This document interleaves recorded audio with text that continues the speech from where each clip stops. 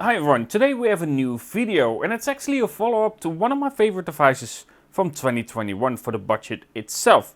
It's of course the follow-up to the Motorola G100, the Motorola G200. So as stated, I really like what they've done with the Motorola G100, especially for the price itself. However, there are some sacrifices this year compared to the Motorola G200. But let's talk about what I think about the Motorola G200 and the overall impression that I get from a device like this in this full review of it.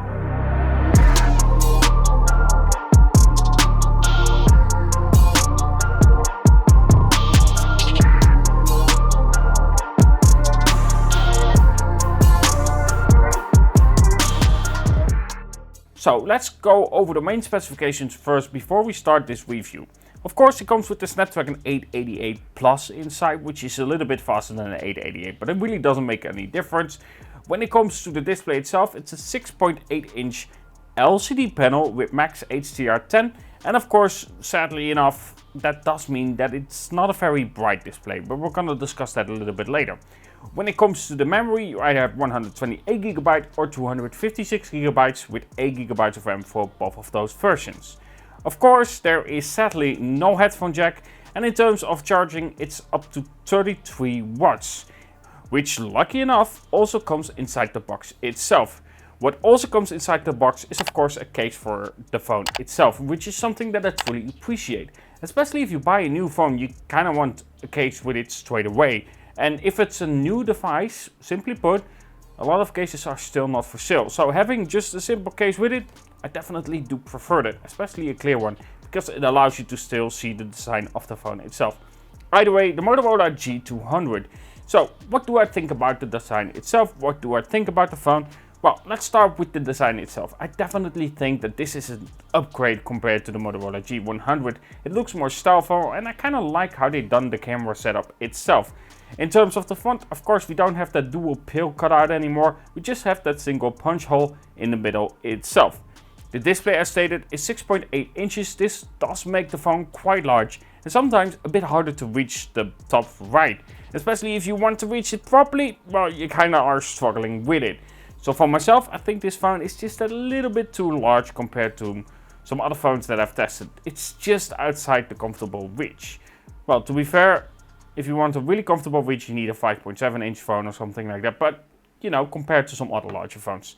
When it comes to other features, it does of course come with a side-mounted fingerprint scanner, which works fast, but it's nothing really impressive. But it is really well located. It fits naturally with the thumb itself, so it makes it really nice to unlock the device itself. When it comes to the camera, of course, we have a 108 megapixel main sensor and a 13 megapixel ultra wide. Now, then both not really impressive, but for a phone that costs around 330 euros, that's not really surprising. For the price itself, I actually think it performs quite well. However, you do of course have that useless 2 megapixel sensor that we're not going to discuss. Then of course, when it comes to the battery, it's actually a 5000 mAh battery, which makes it really easy to make it till the end of the day. I know a lot of phones these days have 5000 mAh batteries inside, but honestly, not all phones are made the same way. I have a Samsung Galaxy S21 Ultra.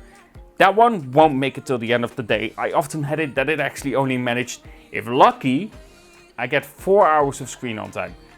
This one easily makes it till the end of the day with 6 or 7 hours of screen on time, which is reasonable and pretty much the normal standard these days. Now, of course, when it comes to software experience, I think Motorola does a really good job. Overall, the software experience is really clean, and I really do like that when it comes to Motorola. It comes with some really useful features. For instance, hold it like this, shake it twice, the camera actually goes on. If you do it again, the rear camera switches to the front camera. Of course, you also have that feature where you shake the phone twice and the flash goes on. Do it again, flash goes off. Now I know this sounds like a feature that you don't really care for, but honestly it's quite handy. Especially for me here, I live in a quite small space, and if I actually turn off all the lights, it gets quite dark. So doing this allows me to properly see around, because the light itself is more that way compared to where I need to go upstairs. Now there are some features when it comes to, of course, the software experience that I didn't like. Screenshots, for instance, on previous devices from Motorola I really didn't like. I actually had to properly press the display itself to allow me to continue navigating through the phone itself. This time, however, it's much snappier and it works faster, therefore it doesn't really bother me that much. When it comes to, however, closing all the apps, sadly you still have to swipe far to the left to close all apps. I still find this weird, and that is definitely an update that needs to happen on Motorola devices. It's a weird one. Also, when it comes to Motorola, for some reason they still don't have stereo speakers. I know most of the time that front speaker doesn't do that much, but it still makes a huge difference in terms of audio performance. So I really want to have those dual speakers. I want that stereo speaker setup.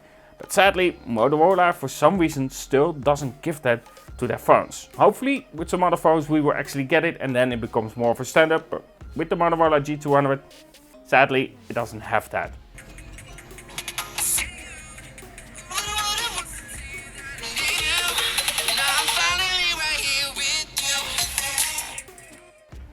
Now, of course, talking about audio experience, sadly also, compared to the Motorola G100, it doesn't actually have a headphone jack, which is something that frustrates me.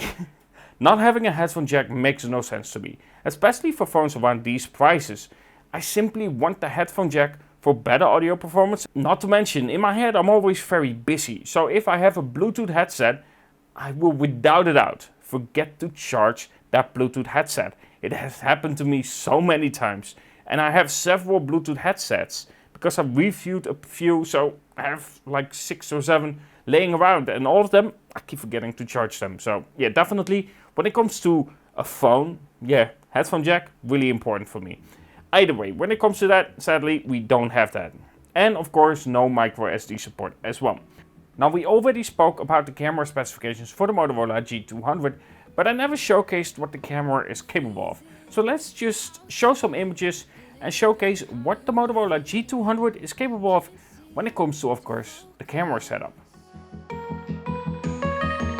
In the corner of my best friend's sofa, you were getting buzzed on rum and cola. Wasn't brave enough yet just to talk to you. Not a smooth talker under pressure. Sweaty palms ain't making it much better. Something about you feels so special. Prettier from the minute that I met you.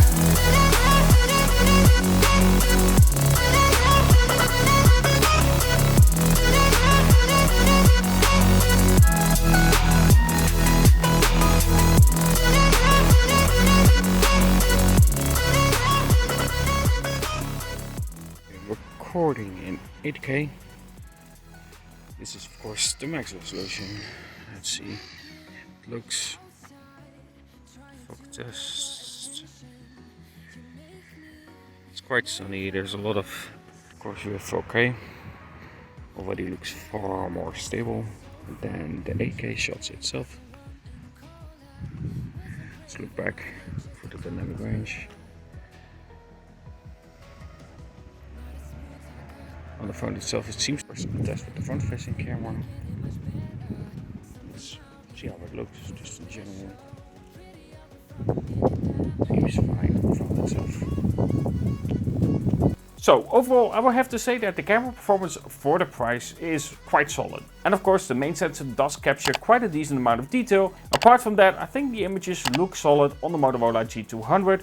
With that being said, when it comes to the ultra-wide, you can definitely tell we are dealing with a lesser sensor simply because it's a little bit softer, and you can definitely tell compared to the main sensor itself. Again though, I'm not going to discuss that other sensor. They shouldn't be there anymore. Either way, when it comes to the Motorola G200, overall I think you're getting a solid package. Yes, it misses out on 2 basic features, the headphone jack and micro SD, but apart from that, for 330 euros, I think you're getting a pretty solid deal. Software experience is clean, and overall it does run smoothly through everything. The only real downsides that I feel like, apart from of course those 2 basic features, is the brightness of the display. I feel like there it definitely does fall short compared to some other competitors out there. The brightness of the display is really important, especially when of course the sun is out and it shines brightly on your display.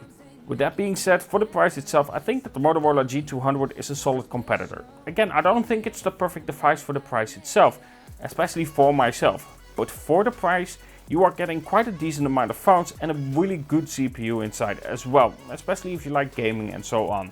Either way, that was the review of course the Motorola G200. Do let me know what you think about it, and of course let me know in the comments below what other devices you would like to see covered on this channel. I will try my best to get them in so I can review them for you as well. Either way, hope you enjoyed this video, and if you did, don't forget to leave a like, subscribe, hit the bell icon and so on.